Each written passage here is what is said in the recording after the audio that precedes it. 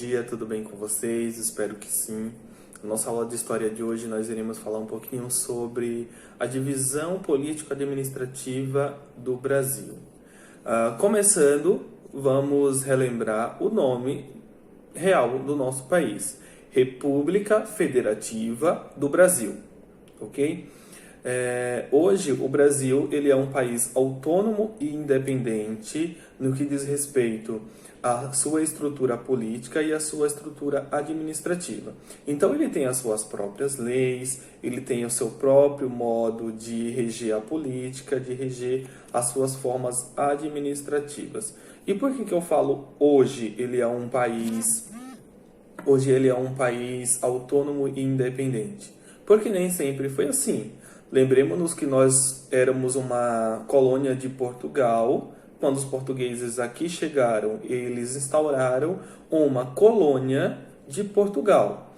Então, nós éramos submetidos, eles eram, né, na época, em 1500, submetidos às leis de Portugal. Nós não éramos um país independente, nós não éramos sequer um país ainda. Éramos apenas uma extensão. E essa extensão, ela era chamada de colônia, portanto, se chama na história esse período de Brasil-colônia. Bom, a divisão administrativa do Brasil hoje, ela é em 26 estados, mais o Distrito Federal. A primeira capital do Brasil foi Salvador, minha querida Salvador, na Bahia. Ela foi a primeira capital.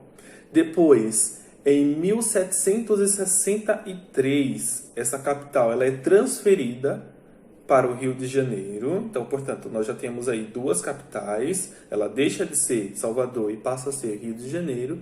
E em 1961, passa a ser Brasília. Brasília, como nós vimos lá nas cidades planejadas de geografia, ela foi uma cidade que foi arquitetada, foi desenhada e ela foi pensada para abrigar a capital brasileira, a capital administrativa, político-administrativa do país. Portanto, até hoje, a capital do Brasil é Brasília, no Distrito Federal.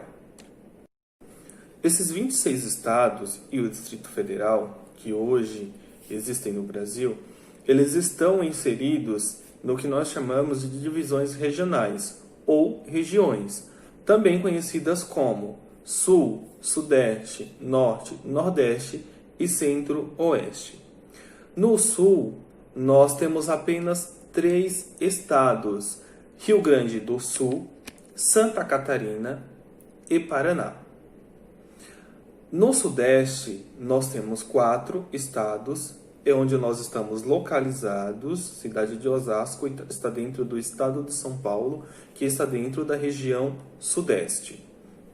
Então, nós temos São Paulo, Rio de Janeiro, Minas Gerais e Espírito Santo. São os 4 estados da região Sudeste. Apesar de ser uma região pequena em território e ter apenas 4 estados, essa região é a região dita mais rica, mais desenvolvida, digamos assim, do território brasileiro. Se a gente junta aí as cidades de São Paulo e Rio de Janeiro, por exemplo, são cidades muito desenvolvidas, vistas mundialmente como grandes cidades, como uma das maiores cidades do mundo em questão de desenvolvimento.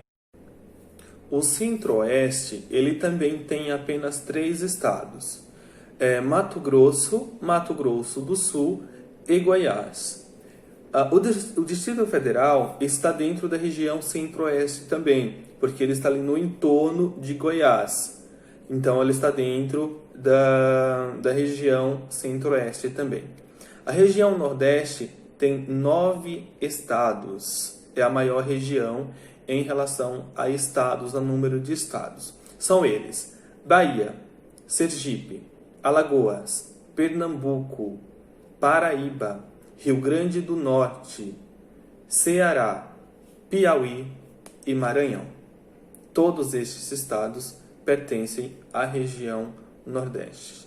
E faltou então a região Norte, que é a região maior em território, em extensão. No entanto, é a menor região em população.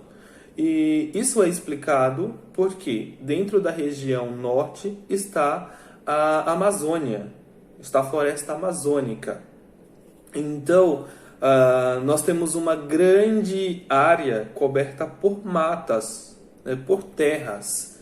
E a população ela está mais concentrada em outros estados, em outras regiões, principalmente nas regiões Sul e Sudeste, né? Existe uma grande população, mas na região Norte, apesar de ser a maior região em território, é a menor região em população. Dentro da região Norte, nós temos o estado do Acre, Rondônia, Amazonas, Pará, Roraima, Amapá e Tocantins. Portanto, 7 estados. Então, vamos lá. Tenho 7 estados na região Norte, 9 estados na região Nordeste, 4 estados na região Sudeste, 3 estados na região Sul e 3 estados na região Centro-Oeste, mais o Distrito Federal, que também está dentro da região Centro-Oeste. Bom, vale dizer que essa divisão administrativa e política do Brasil, nesses 26 estados e no Distrito Federal, ela já foi diferente. Na época da colonização e depois que o processo histórico do Brasil vai se sucedendo, ela era conhecida, a divisão, como capitanias hereditárias. E eu deixo aqui na sequência um videozinho explicando um pouquinho mais sobre as capitanias hereditárias. Nós não tivemos desde sempre esse modelo de divisão. Ele já foi um pouquinho diferente e vocês vão entender na sequência. Hoje nosso resumo é de História do Brasil e vamos falar sobre capitanias hereditárias.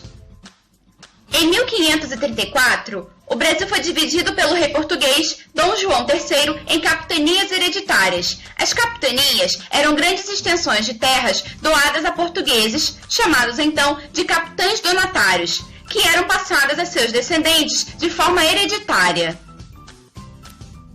A terra situada ao leste do Tratado de Tordesilhas foi dividida em 15 capitanias.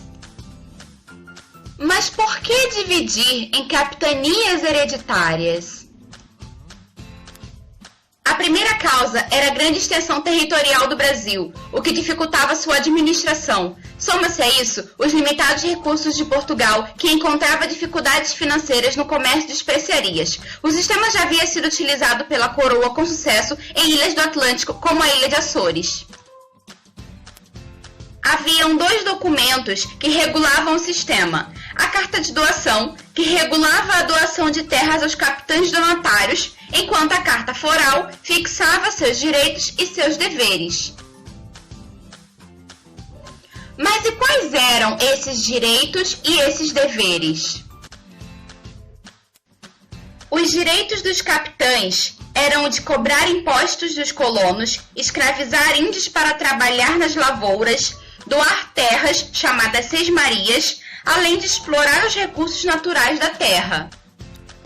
Em contrapartida, os donatários tinham o dever de pagar impostos à coroa, defender e colonizar as terras e desenvolver as capitanias com recursos próprios. Mas por que as capitanias não deram certo? Você sabe o motivo? As principais causas do insucesso do sistema foram a indisciplina dos colonos, os ataques indígenas, as incursões estrangeiras, principalmente de franceses, e a falta de recursos dos donatários face às grandes porções de terra. As capitanias hereditárias foram extintas em 1759 pelo Marquês de Pombal, mas não se esqueça, as capitanias de São Vicente e Pernambuco deram certo. Por hoje é só, pessoal!